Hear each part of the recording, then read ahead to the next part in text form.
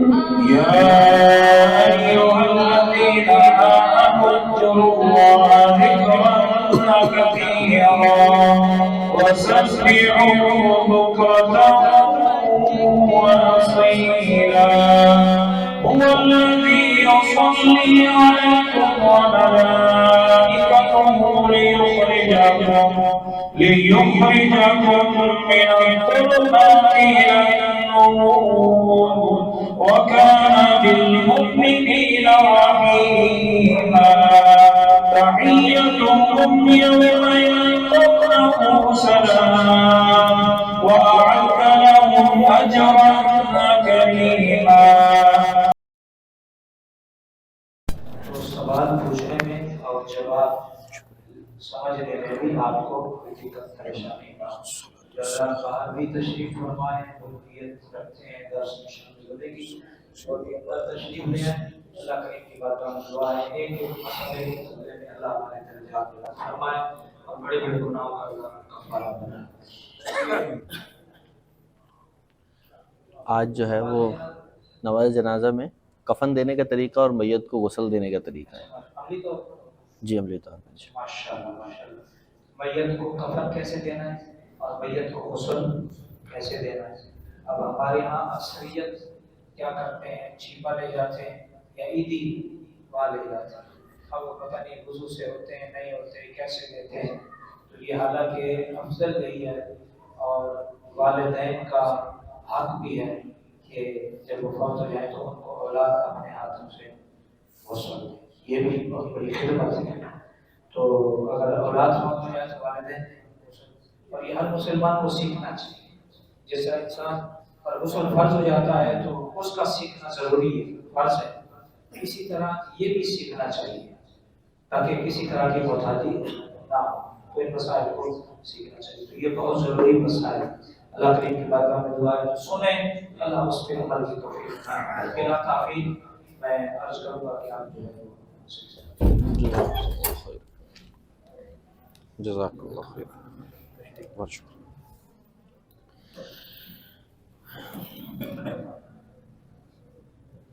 الحمد للہ الذی کفا ووفا والصلاة علی عبدہ المصطفى. اما بعد فاعوذ باللہ من الشیطان اللعین الرجیم. بسم اللہ السمیع العلیم. بسم اللہ الرحمن الرحیم. قال اللہ تبارک وتعالی فی الکلام المجید والفرقان الحمید ان اللہ وملائکتہ یصلون علی النبی یا ایھا الذین آمنوا صلوا علیہ وسلموا تسلیما. اللہم صلی علی سیدنا حبیبنا کریمنا محمد معدن الجود والکرم وآلہ وصحبہ وبارک وسلم. انتہائی لائق احترام واجب القدر قبلہ امام صاحب اور لائق تعظیم حاضرین گرامی، ملائکہ صالحین، ارواح طیبات، السلام علیکم ورحمۃ اللہ وبرکاتہ. اللہ کریم کا احسان کہ اس نے آج آپ کے درمیان حاضر ہونے کی ہمت و توفیق عطا فرمائی. ظاہر ہے کہ اللہ کو وہ لوگ بہت پسند ہیں جو شکر ادا کرتے ہیں، اور اسی لیے رب کریم نے قرآن مجید فرقان حمید میں ارشاد فرمایا کہ تم شکر ادا کرو، میں نعمت کو تمہارے لیے بڑھا دوں گا. تو یہ نعمت دین سیکھنے کی توفیق مل جانا یہ بھی ایک بہت بڑی نعمت ہے. اس لیے کہ قرآن مجید فرقان حمید نے یہ بات کو ارشاد فرمایا کہ کیا جن کو علم دیا گیا ہے اور جن کو علم نہیں دیا گیا، کیا جو جانتے ہیں اور جو نہیں جانتے وہ برابر ہو سکتے؟ ہرگز برابر نہیں ہو سکتے. اللہ نے جن کو کچھ علم دے دیا، کوئی بات ان کو سکھا دی، ان کے مقام کو اللہ نے بڑھا دیا، ان کو اللہ نے فضیلت ارشاد فرما دی. ان کے لیے رسول کریم صلی اللہ علیہ وسلم نے ان کے لیے فضائل ارشاد فرما دیے. کائنات کی ہر چیز کو اللہ نے اس کام میں لگا دیا کہ وہ علم حاصل کرنے والوں کے لیے دعائے مغفرت کریں. فرشتے ہیں وہ علم حاصل کرنے والوں کے لیے مغفرت کی دعا کر رہے ہیں. دریاؤں میں مچھلیاں ہیں وہ دعا کر رہی ہیں. فرشتے پر بچھا رہے ہیں. ہواؤں میں پرندے دعا کر رہے ہیں علم حاصل کرنے والے کے. تو اللہ کا ہم کیوں نہ شکر ادا کریں کہ اس نے ہمیں اس سردی کے موسم میں دین سیکھنے کے لیے جمع فرما دیا، یہ اللہ کا بڑا کرم ہے۔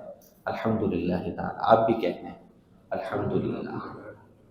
انشاءاللہ جیسے پچھلے اتوار کو ذکر کیا گیا کہ آج ہم باقاعدہ میت کو غسل دینے کا طریقہ اور میت کو کفن پہنانے کا طریقہ انشاءاللہ سیکھیں گے۔ پچھلے اتوار ہم نے سیکھ لیا تھا کہ میت کو لے کے کیسے چلتے ہیں، مسلمان پر کیا حق ہیں، پلٹی کے چلنے میں کیا احتیاطی کرنی چاہیے، اور میت کی کیا مقام ہے اور کیا دعا کس وقت پڑھنی چاہیے۔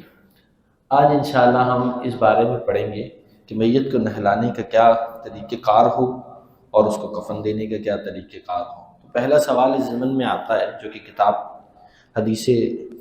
کتاب میرا پیارا دین اسلام میں موجود ہے کہ کیا عورت میت کو نہلا سکتی ہے؟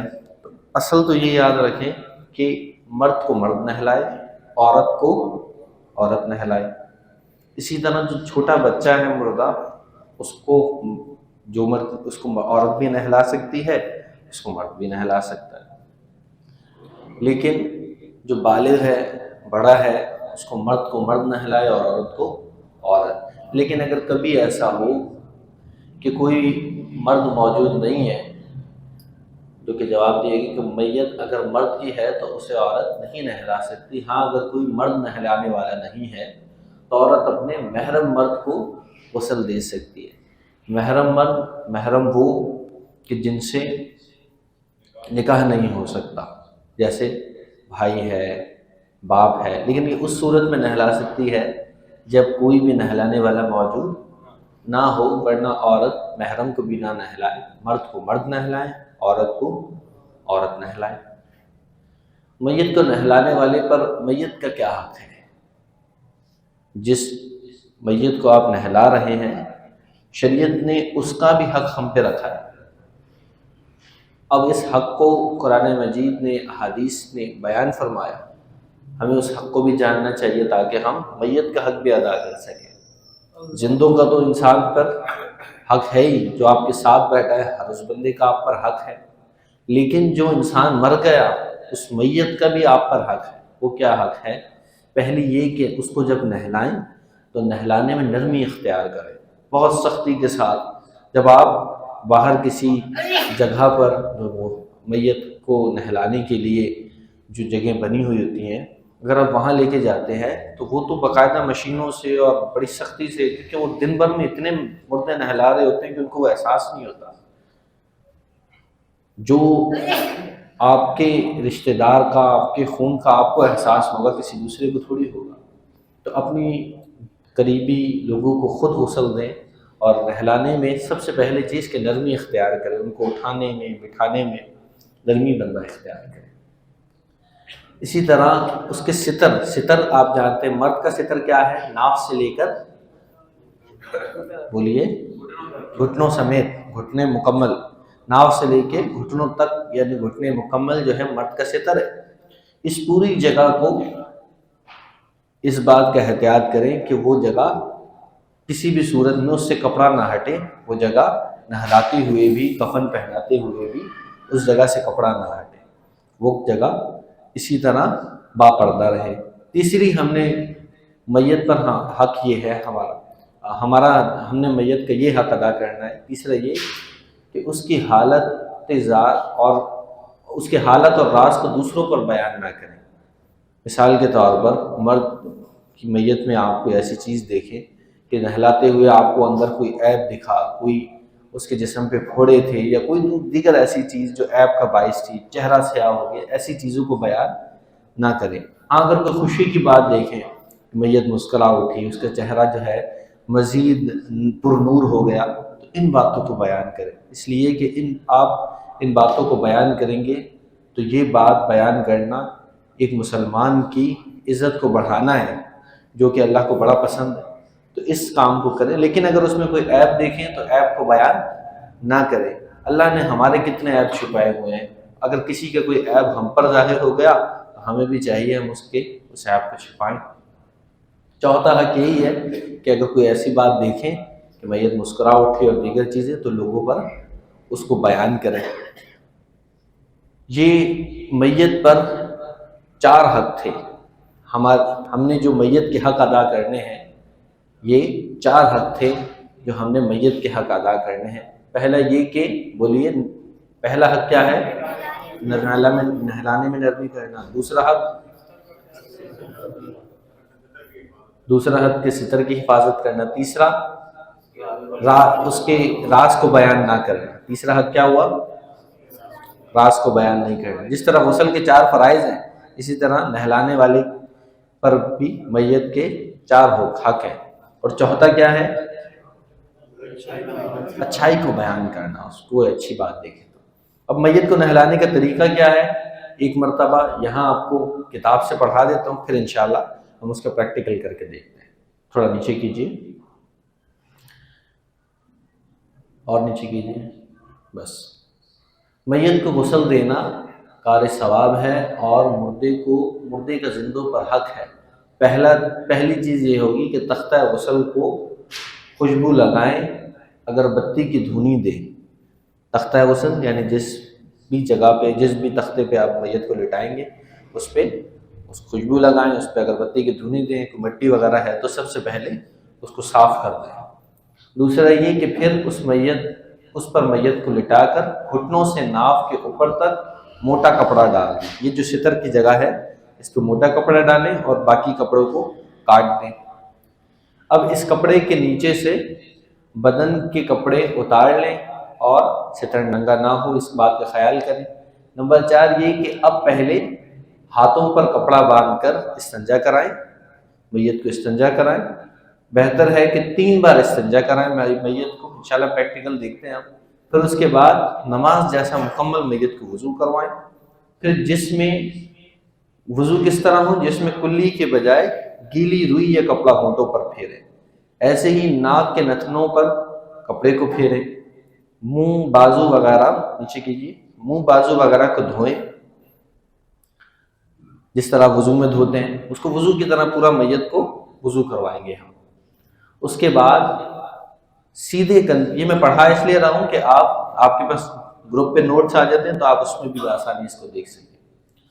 اب پھر اس کے بعد کیا کرنا ہے؟ وضو کروانے کے بعد اب پہلے سیدھے کندھے سے، دائیں کندھے سے نیچے کی طرف پاؤں تک پانی بہائیں، یوں سیدھا پورا پانی بہائیں۔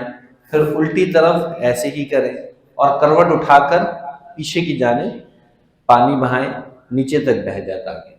بالوں پر صابن وغیرہ لگائیں اور پانی بہا لیں کہ سارا بدن دھل جائے۔ پھر تھوڑا سا سرہانے سے اٹھا کر پیٹ پر ہاتھ پھیریں میت کے، تاکہ پیٹ کی ہوا یا نجاست وغیرہ جو بھی ہو وہ نکل جائے۔ کچھ نکلے تو اس کو بھی بہا دیں۔ وضو غسل دہرانا ضروری نہیں ہے۔ پھر خوشبودار پانی اور بیری کے پتوں سے ابلا ہوا پانی اس پہ میت پہ بہا دیں تاکہ بدن نرم اور خوشبودار ہو جائے، اور بغلوں، پیشانی اور سینے وغیرہ پر کافور یا کوئی خوشبو وغیرہ لگا دیں۔ ہمارے کوئی بھائی اگر حاضر ہونا چاہیں تو ہم غسل کا طریقہ سیکھ لیں۔ اچھا، باقاعدہ انتقال نہیں ہوگا کسی کا، صرف جی اسے پروجیکٹر کو اگر بند کر دیں، آنکھ میں سب دائرہ بنا لیں قریب تاکہ آسانی سے دکھ جائے۔ پروجیکٹر بند کر دیں بیٹا، آنکھ میں لگ رہا ہے، قریب ہو جائیں، چاہے کھڑے ہو کے جیسے بھی، یہاں سے اوپر سے بند کر دیں۔ دیکھیں، سب سے پہلے تو ابھی ہمارے پاس پھٹا یہاں موجود نہیں ہے، جن کو پیچھے نظر نہ آئے قریب تشریف لے آئیں۔ ہم انشاءاللہ سیکھنے کے لیے بیٹھے ہیں، سب قریب تشریف لے آئیں گے۔ میرا خیال یہ ہے کہ قریب آ جائیں، کچھ لوگ بیٹھ جائیں، کچھ کھڑے ہو جائیں تو بڑی آسانی سے اور قریب آ جائیں، اور قریب آ جائیں۔ جو جتنا قریب آئے رب کریم اسے جلدی مدینے کی اتنی حاضری نصیب فرمائے۔ آپ بھی بھائی قریب آ جائیں۔ دیکھیں کپڑا اس کے اندر ہوگا، دیجیے جی، چادر آ گئی، رہنے دیں، جزاک اللہ خیرہ۔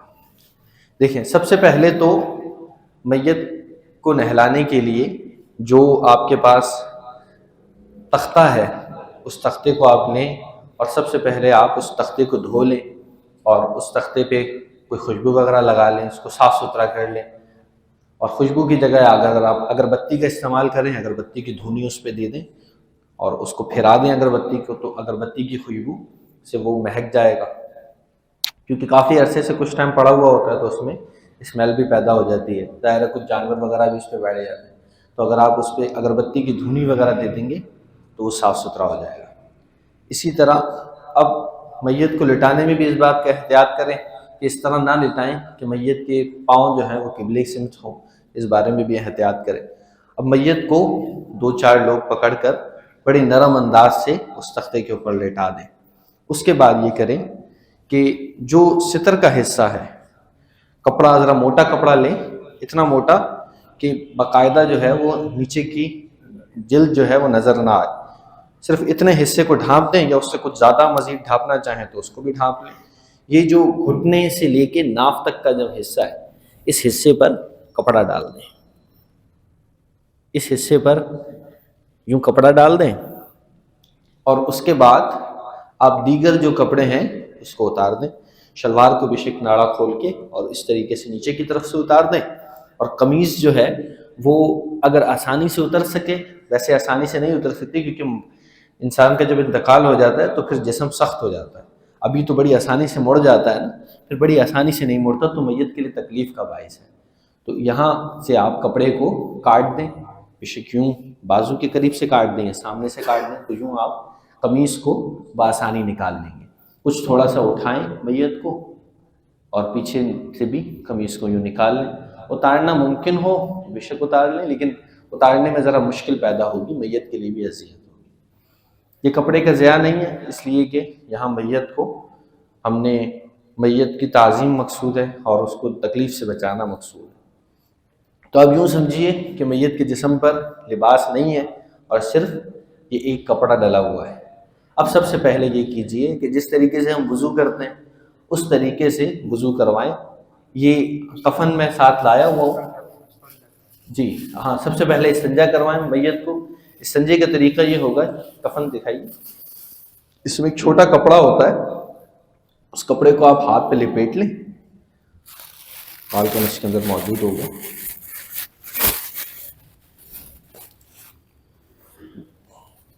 مختلف کپڑے اس کے اندر موجود ہوتے ہیں اس قسم کے، جو آپ ہاتھ کے پر لپیٹ سکتے ہیں، اس کو بے شک آپ ہاتھ پہ لپیٹ لیں اور یوں پھر استنجا کروا لیں۔ استنجا کروانے کا طریقہ کار یہ ہوگا کہ میت کے کو آپ استنجا کروائیں، اس کے بے شک پیٹ وغیرہ پہ ہاتھ پھیریں اور یوں آپ نیچے سے اس کو استنجا کروا دیں، اور جو بھی چیز لگے وہ کپڑے پہ لگ جائے گی، اور اس کے بعد پانی بہا دیں، بے شک پیٹ پہ یوں ہاتھ پھیریں تاکہ کوئی چیز ہو تو وہ نکل جائے۔ یہ میت کو استنجا کروانے کا طریقہ ہوگا، اور یوں جب کپڑے پہ کوئی نجاست وغیرہ لگے تو پھر کپڑے کو آپ پھینک دیں۔ یہ میت کو استنجا کروانے کا طریقہ ہو جائے۔ اس کے بعد کیا کریں؟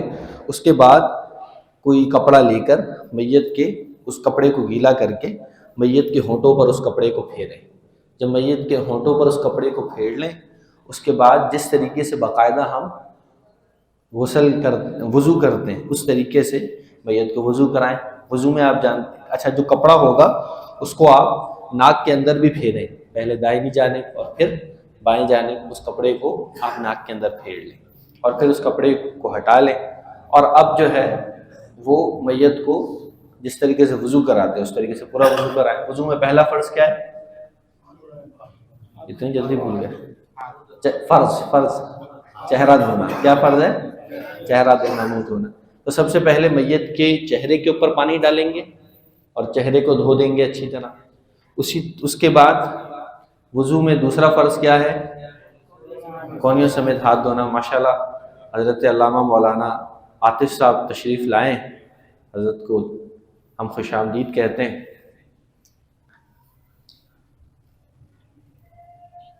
حضرت تشریف لائیں۔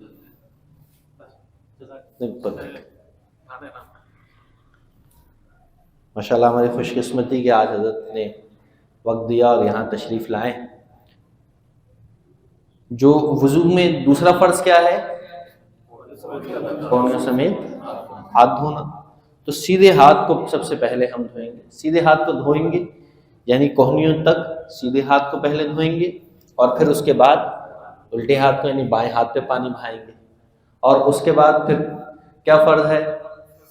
سر کا مسح کرنے، اپنے ہاتھ کو گیلا کریں اور سیدھے ہاتھ سے یہ سر کا مسح کر دیں، کہ جس طریقے سے پورا مسح کرتے ہیں اس طریقے سے مسح کر دیں، جس طریقے سے باقاعدہ فرض ہے کہ آپ اس کے میت کے سر پہ بھی ہاتھ پھیر دیں اور اس کے کانوں وغیرہ کا بھی مسح کر دیں، کان کے پیچھے سے بھی مسح کر دیں، اور اس کے بعد میت کے دونوں پاؤں کو دھو دیں۔ یہ وضو ہو گیا۔ اب وضو کے بعد سب سے پہلے میت کے دائیں کندھے کی جانب سے پانی نیچے تک بہائیں گے، جیسے یہ دائیں طرف ہے نا، میت کی دائیں طرف کون سی ہوگی؟ یہ والی دائیں طرف۔ تو سب سے پہلے چاہے کوئی اگر اب اس کو نہلانا ہے ہم نے، اب چاہے ہم صابن یوز کریں، ہم جو ہے وہ شیمپو یوز کریں، جو بھی یوز کرنا چاہتے ہیں وہ استعمال کر سکتے ہیں، لیکن آپ جانتے ہیں صابن وغیرہ ڈائریکٹ لگائیں گے تو خشک ہو جائے گا، میت کی پہلی جلد جو ہے وہ کافی ٹھنڈی ہوئی ہوتی ہے، تو ہمیں سب سے پہلے پانی بہا لینا چاہیے اور اس کے بعد پھر ہم کوئی چیز اس پہ لگائیں۔ تو ہم سب سے پہلے میت کو سیدھی جانب پانی بہائیں گے، اور کوئی صابن وغیرہ لگانا ہے تو ہم اس کو لگا لیں گے، اور سیدھی جانب میت کے یہاں یوں سامنے کی طرف سے پانی ڈالیں گے، اور پھر کسی 2-3 لوگ موجود ہوں، کوئی ایک جو ہے یوں پکڑ کے آپ جیسے اٹھائیں، اب آپ میت کی طرح زور لگائیں، اب یوں بآسانی سے نہیں اٹھتا نا، یہ تو ابھی ان میں جان ہے تو آسانی سے اٹھ رہے ہیں، تو یوں پورا نہیں اٹھانا، ایسے نہیں اٹھ سکے گی میت کو تو آپ کو ایسے اٹھانا پڑے گا کہ یوں معمولی ہو جائے لیکن بے پردگی نہ ہو، اس کا بھی خیال رکھیں، اور یہاں دائیں طرف سے پانی بہا دیں کہ میت کی جانب پانی بہہ جائے اور وہ سیدھا کر دیں، اور اسی طرح بائیں طرف بھی اسی طرح کریں گے کہ بائیں طرف پانی بہانے کے لیے سب سے پہلے سامنے کی طرف پانی بہائیں گے، اور کپڑے کے نیچے سے ایسے پانی بہائیں گے کہ نیچے دیکھیں گے نہیں بلکہ کپڑے کو اٹھائیں گے اور یوں پانی بہا دیں گے۔ کپڑا بے شک گیلا ہو جائے، کپڑا تو ظاہر ہے گیلا ہو جائے گا، اسی لیے اتنا موٹا کپڑا استعمال کرنا ہے کہ گیلے ہونے کے باوجود بھی نیچے جسم نظر نہ آئے، اور پھر اس طرح یوں سیدھے مکمل پانی بہا دیں گے۔ اب یہاں سے بھی جب کرنا ہے تو یوں میت کو تھوڑا سا اٹھانا پڑے گا، اب جب میت کو یوں تھوڑا سا اٹھائیں گے تو یہاں پیچھے کی طرف بھی پانی بہا دیں گے۔ یہ ہم نے میت کو نہلا دیا، اب سامنے سر وغیرہ پر بھی شیمپو وغیرہ لگا لیں اور سر کو بھی اچھی طرح دھو لیں۔ اب آپ جانتے ہیں کہ میت کو ہم نے پہلے استنجا تو کروایا تھا، لیکن اب مسئلہ یہ ہے کہ میت کو ویسے میت کو استنجا آخر میں کروائیں، اس لیے کہ اب میت کو ہم نے مختلف جہتوں میں اسے آگے پیچھے کیا ہے، تو اب ممکن ہے کہ جب اس نے دائیں طرف کروٹ لی تو جو اس کے کچھ چیزیں پیٹ میں تھیں وہ اس طرف ہوئی ہوں، معدے کی جانب آئی ہوں، بائیں طرف کروٹ لی تو تب بھی آئی ہوں، کچھ ہم جب سیدھا بھی بٹھائیں گے، ظاہر ہے جب گردن کے پیچھے تو پانی نہیں بہایا ہم نے، کچھ ہم سیدھا بٹھائیں گے تاکہ گردن کے پیچھے سے بھی پانی بہا دیں، یعنی یوں کرنا ہے کہ پورے جسم پہ اس کے پانی بہہ جائے، یہ پورا طریقہ ہے۔ اگر آپ کو نہیں بھی یاد کہ سیدھے کندھے پہ بہانا ہے، بائیں کندھے پہ بہانا ہے، تو بس یہ یاد رکھیں کہ میت کے پورے جسم پہ پانی بہہ جائے، یہ لازمی ہے، کوئی جگہ سوکھی نہ رہے۔ تو اب میت کو آپ استنجا کروائیں، استنجا آخر میں ہی کروائیں، اس کی وجہ یہ ہے کہ اب ہم نے بار بار میت کو آگے پیچھے کیا ہے تو پھر میت کے کوئی نہ کوئی چیز نکلی ہو، یوں پیٹ پہ بھی ہاتھ پھیریں، یوں پیٹ پہ ہاتھ پھیریں 2-3 بار تاکہ کوئی چیز ہو تو وہ نیچے کی جانب آ جائے، یوں کپڑے کو باندھیں اور کپڑے کو یوں لپیٹ لیں اور یوں اس میت کی جو استنجے کی جگہ ہے وہاں سے اسے استنجا کروا دیں، اور پھر کپڑے پہ نجاست وغیرہ لگی ہو تو اسے پھینک دیں۔ یہ باعث ثواب کام ہے، انسان کا اپنا دل اس پہ جو ہے وہ تھوڑی سی آڑ تو محسوس کرتا ہے، لیکن آپ یہ دیکھیں کہ جب ہم مریں گے تو ہمیں بھی تو کسی نے یوں غسل دینا ہے اور یوں نجاست ہماری بھی تو صاف کرنی ہے۔ اور اب اس کے بعد خوشبو والا پانی لیں جو کہ بیری کے پتوں سے جوش دیا ہوا ہو، اس خوشبو والے پانی کو میت کے اوپر بہا دیں تاکہ جسم نرم ہو جائے۔ وہ جو بیری کے پتوں والا پانی ہوتا ہے وہ جسم کو نرم بھی کرتا ہے، خوشبودار بھی کرتا ہے، تو اس کو آپ پورے جسم پر بہا دیں۔ اب جب وہ آپ پانی کو بہا دیں تو اس کے بعد پھر آخر میں کوئی خوشبو میت کے اوپر لگائیں، کافور کی خوشبو لیں، اس کافور کی خوشبو کو لگا دیں، سب سے پہلے جو ہے ماتھے پر لگائیں، اس کے بعد جو ہے وہ آپ سینے وغیرہ پر میت کی خوشبو پھیر دیں۔ اب اس کے بعد جب آپ نے میت کو پورا نہلا لیا، کپڑا نہیں ہٹانا آپ نے، یہ کپڑا آخر تک رکھا رہے گا جب تک اس کو کفن دوسرے کپڑے نہیں لگا دیتے۔ اب ہم اس میت کو کفن پہنائیں گے۔ کفن کے اندر مختلف کپڑے ہوتے ہیں، مرد کے کفن میں 3 اور عورت کے کفن میں 5 کپڑے۔ مرد کے کفن میں 3 کپڑے سنت ہے، ایک جو ہے اس کی بڑی چادر ہوتی ہے، ایک قمیص ہوتی ہے، جس طریقے سے ہم قمیص پہنتے ہیں نا اسی طریقے سے قمیص ہے، میں دکھاتا ہوں، اور ایک ہوتی ہے تہبند۔ سب سے پہلے اسے کسی جگہ بچھا لیں۔ بچھانے کا طریقہ یہ ہوگا کہ سب سے پہلے بڑی چادر بچھائیں، انشاءاللہ علامہ صاحب بھی ساتھ دیں گے اور آپ جو ہے اسے سکھائیں گے۔ سب سے پہلے جو بڑی چادر ہے نا اس کو بچھائیں گے، کیونکہ ہم نے اس کو آخر میں اوپر سے بند کرنا ہے، تو پہلے بڑی چادر بچھا لیں گے۔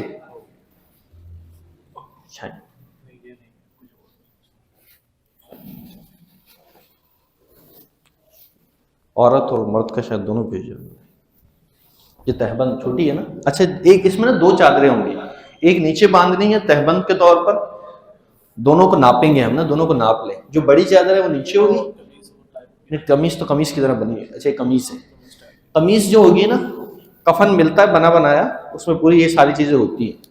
جو قمیص ہوگی اس پہ یوں بیچ سے جگہ ہوگی جو سر کی جانب ڈالنے کے لیے، یہ ایک چادر، اور اسی طریقے سے ایک اور چادر ہوگی، دونوں کو ناپ لیں۔ جو بڑی ہے اس کو نیچے بچھا دیں، جو چھوٹی ہے اس کو، یہ غالباً اس سے چھوٹی ہے نا، اس کو پکڑیں، یہ کتنی آ رہی ہے، یہ چھوٹی ہے، ہاں۔ سب سے پہلے یہ بڑی والی بچھا لیں، تھوڑی سی بیٹے جگہ دیں، یہ بڑی چادر بچھا لی ہم نے،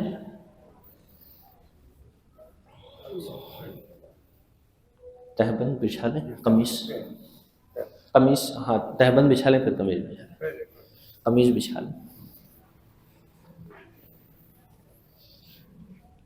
یہ قمیص کو ہم ایسے بچھائیں گے کہ سر کی طرف سے نا ایک بالش جگہ چھوڑنی ہے تاکہ اوپر سے ہم باندھ سکیں۔ ایک بالش یوں اندازے سے ناپ لیں اور اس حساب سے یوں رکھ لیں، اپنے اندازے سے رکھیں کہ میت کا سر یہاں آ جائے، اور سر کے بعد تھوڑی سی کھینچیں اپنی طرف، سر کے بعد ایک بالش بچے، ذرا سی کھینچیں، یہ سر کے بعد ایک بالش بچ جائیں گے۔ تہبند پہ بچھا دیں، یہ تہبند ہوگی جو نیچے کی جانب یوں ہم بچھا دیں گے۔ وہاں بھی وہی خیال کریں کہ جو اس کے پاؤں تک آ جائے میت کے، اور ایک بالش تک، یعنی چادر اتنی بڑی ہماری ہونی چاہیے، جو بڑی والی چادر ہے۔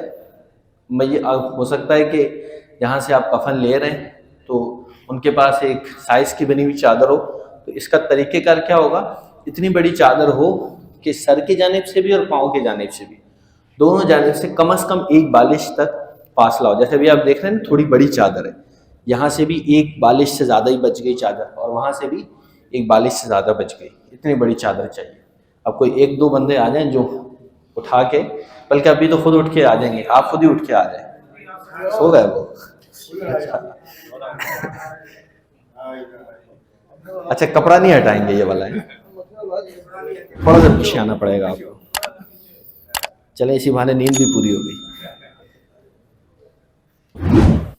اچھا یہ کپڑا یہ یوں ہی ڈالا رہے گا ابھی، ٹھیک ہے، اور ہم جو ہے یہ اس چادر کو اوپر کر لیں گے تھوڑا سا،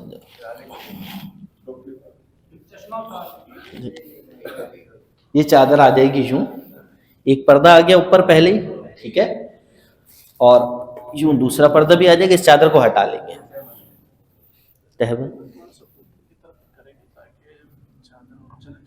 اس کو پہلے اس کو بول لیں، پہلے جو ہے وہ ہم اس تہبند کو، جی پہلے تہبند کو باندھ لیں گے ہم۔ تہبند جو نیچے کی طرف چھوٹی چادر تھی اس میں ہم یوں کریں گے کہ پہلے اس کو سیدھی جانب چھوڑیے، پہلے سیدھی جانب، اور وہاں سے یہ الٹی جانب کی، بائیں جانب کی آ گئی، اور اس چادر کو کھینچ لیں یوں کہ بے پردگی نہ ہو، اور اس چادر کو بھی یوں اوپر ڈال دیں۔ تو اب یوں آپ کی چادر بھی جو آپ نے پہلے ڈالی تھی وہ نکل آئی، اور مریض کے جو ستر کی جگہ ہے وہ بھی، جو میت کے ستر کی جگہ ہے وہ بھی چھپ گئی۔ اب اس چادر کو جس اعتبار سے ہم نے ڈالا تھا، ویسے غالباً میرا خیال یہ ہے کہ قمیص نیچے آئے گی اور یہ اوپر آتی ہے. تو اس کو اچھا اس کو پھر طریقے آگے، اب جس طریقے سے ہم نے اس میں پہلے سیدھا اور پھر الٹی طرف لپیٹا تھا، اب اس کو یوں کریں گے کہ پہلے الٹی اور پھر سیدھی طرف لپیٹ دیں گے. اب یہ زیادہ موٹی ہے تو یہ بند نہیں ہو پا رہی. کپڑا اس حساب سے لیں کہ پھر یوں کپڑا پورا آ جائے. اب نیچے سے دیکھیں ایک بالش باقی ہے، یوں یہاں سے یوں اس کے اندر ایک قطر ہوگی جس سے اس کو باندھ سکتے ہیں ہم. آخر میں یہاں سے یوں باندھ دیں گے اور یوں اوپر سے بھی یوں چہرے سمیت چہرہ اندر آ جائے گا، چہرے کے اندر آ جائے گا. ہاں یوں چلو چہرے کو اندر کر دیں. اب یوں جو ہے آپ دوسری جانب سے بھی باندھ دیں گے. تو یہ کفن دینے کا مکمل طریقہ ہو گیا. اب اس کے بعد پھر وہ جو ساری چیزیں ہم نے سیکھی تھی کہ ہم نے میت کا جنازہ وغیرہ پڑھانا ہے. اس میں یہ بات یاد رکھیے کہ میت کو ہم نے ایذا سے بھی بچانا ہے اور وہ جو میت کے حق ہیں ان کو بھرپور ادا کرنا ہے. کہ 2-4 لوگ جو بھی غسل دینے والے ہیں ان کو چاہیے کہ غسل دیتے وقت کوئی اگر عیب ظاہر ہو تو لوگوں کو نہ بتائیں.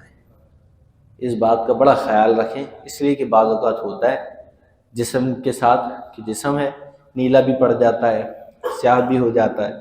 تو ایسی چیزیں لوگوں کے سامنے بیان نہ کریں اور میت سے ڈریں نہیں. زندہ بھی وہی تھا، انتقال ہو کے بھی وہی ہے، کوئی زیادہ فرق تو نہیں آیا، صرف روح کا فرق آیا ہے. وہ روح بھی میدان محشر میں آپ سے مل لے گی. تو میت سے خوف زدہ لوگ ہو جاتے ہیں کہ پتہ نہیں اب کیا ہے، قریب نہیں جاتے، ڈر جاتے ہیں. تو ایسا کچھ بھی نہیں ہے. اچھا اب غسل دینے کے بعد، میت کو غسل دینے کے بعد بعض لوگ سمجھتے ہیں کہ خود پہ غسل واجب ہو گیا، خود بھی غسل کرنا ہے. ایسا نہیں ہے. آپ خود غسل کرنا آپ پہ لازمی نہیں ہے. آپ کا غسل تھوڑی ٹوٹا ہے، یہ تو آپ نے ثواب کا کام کیا ہے، گناہ کا کام تھوڑی کیا ہے. آپ کا غسل نہیں ٹوٹا. ہاں اگر آپ کر لیں گے تو مستحب ہے کہ اچھی بات ہے، میت کو غسل دینے کے بعد خود غسل کر لیں تاکہ آپ کے جو وسوسے وغیرہ وہ سب دور ہو جائیں. یہ مکمل میت کو غسل دینے اور کفن دینے کا طریقہ تھا.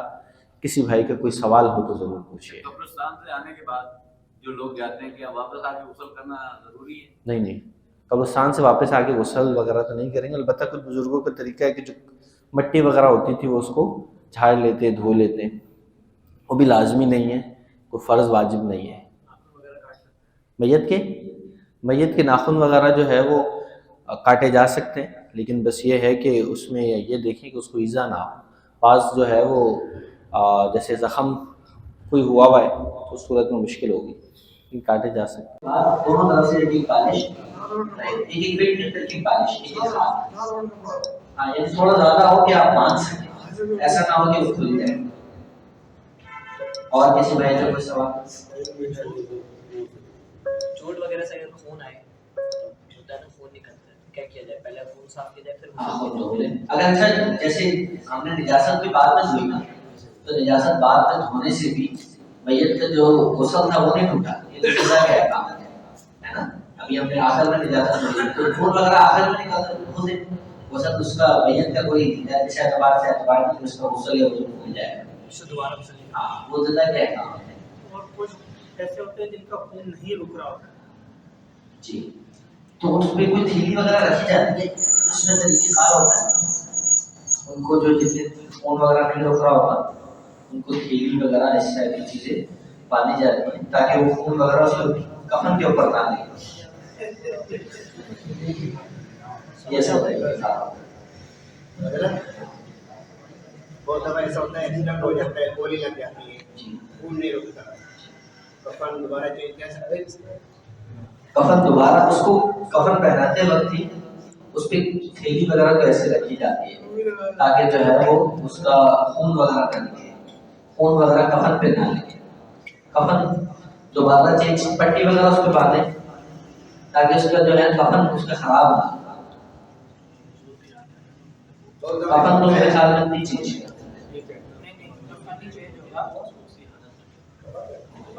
اسی حالت میں اس کو رکھنا ہے، کفن نہیں چینج ہو سکتا. ایسا کبھی معاملہ پیش نہیں آیا مجھے، اس لیے اس کا کوئی آئیڈیا نہیں ہے. ویسے کفن نہیں چینج ہوگا، میں پھر بھی دیکھ لوں گا. اچھا شہید کی میت کو بھی غسل دیا جاتا ہے. شہید جو شخص ہے اس کی میت کو اسی طریقے سے دفن کریں گے اس طرح وہ شہید ہوا. جی اور کسی بھائی کا کوئی سوال؟ اللہ کریم سے دعا ہے کہ ہمیں آخری وقت کی تیاری کرنے کی ہمیں توفیق عطا فرمائے اور رب کریم ہمیں دین کی خدمت کی توفیق عطا فرمائے. ہمیں چلا حضرت دعا سے عطا فرمائے.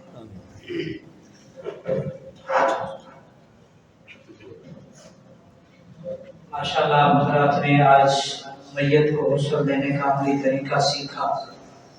تو آپ اگر آپ بھی اسی طرح اگلے اتوار کو بھی آئیں گے تو اور بھی بہت ساری چیزیں ایسی جو آپ کو سیکھنی چاہیے وہ بھی آپ کو سیکھنے کو کیا ہے ملیں گے. تو بہت سی ابھی بھی ہمارے اندر کچھ خامیاں ہوں گی، کوتاہیاں ہوں گی جو ہمیں اپنی دور کرنی چاہیے. تو آپ حضرات سے یہی گزارش ہے کہ آپ ان محفلوں کا حصہ رہیں، ان میں شامل ہوں. اسی طریقے سے ہماری کمزوریاں کوتاہیاں کیا ہے دور ہوں گی. آج ہم نے عملی طور پر کسی زندہ آدمی کو غسل دیا. تھوڑی دیر کے لیے بندہ سوچے کہ کل میرے ساتھ بھی یہ ہو سکتا ہے. آج میں ایک جگہ محفل پہ گیا ہوا تھا تو وہاں ان کے بڑے بھائی کا انتقال ہوا. وہ کہنے لگے کہ ہماری بھابھی کا انتقال ہوا. وہ ہمارے بڑے بھائی 7 جمعرات کر کے واپس اپنے گھر آئے. اگلے دن ان کا اپنا انتقال ہوا. انسان بعض اوقات مرنے والے کے لیے سارے ثواب اور کوشش کر رہا ہے، لیکن ابھی وہ اس کی رسومات مکمل نہیں ہوتی، اس کا پہلے ہی اعلان ہو جاتا ہے وہ بندہ بھی کیا ہو گیا، موت ہو گیا. تو موت کا کوئی پتہ نہیں ہے میرے بھائی، کسی وقت بھی آ سکتی ہے. تو ہمیں تیار رہنا چاہیے. یہ صرف ایز اے ایک محفل کے نہ لیں بلکہ یہ ایک دعوت فکر بھی ہے اور اس سے عبرت حاصل کرنی چاہیے اور کوشش کرنی چاہیے کہ اپنی اولادوں کو غسل دینے کا طریقہ سکھائیں اور ان کو وصیت کریں کہ میرے بیٹے جب میں مر جاؤں تو مجھے اپنے ہاتھوں سے تم لوگ غسل دیں. یہ طریقہ ہے. جیسے جب ہم اپنی اولادوں کو نہیں سکھائیں گے تو پھر وہ یہ بولیں گے کہ چھپا لے جاؤ عیدی لے جاؤ. تو ہمیں کوشش کرنی چاہیے خود ہی ہم میت کو تیار کریں. کوشش یہ کرنی چاہیے. اللہ کریم کے بارگاہ میں دعا ہے آج جو ہم نے سیکھا ہے اللہ اس پہ عمل کی توفیق عطا فرمائے. الحمدللہ رب العالمین والعاقبۃ للمتقین والصلاة والسلام على سيد الأنبياء والمرسلين وعلى آله وصحبه أجمعين. اللهم ربنا آتنا في الدنيا حسنة وفي الآخرة حسنة وقنا عذاب النار. یا اللہ کریم جو ہم نے سیکھا جس پہ عمل کی توفیق عطا فرمائے. یا اللہ ہماری کمزوریوں کو دور کر.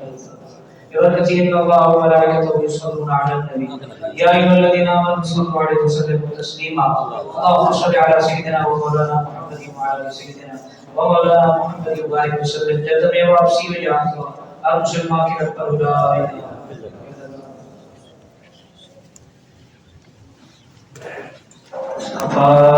جانے رحمت پیدا کو سلام شمع بز میں ہدایت پیدا کو سلام. جس سبحانی گھڑی چمکا ہے باقا چاند اس دل فروز ساتھ پیدا کو سلام. اجیو کاملو اتانے مصطفیٰ پکڑو رب کی رحمت پیدا ہو سلام. مصطفیٰ جانے رحمت پیدا ہو سلام.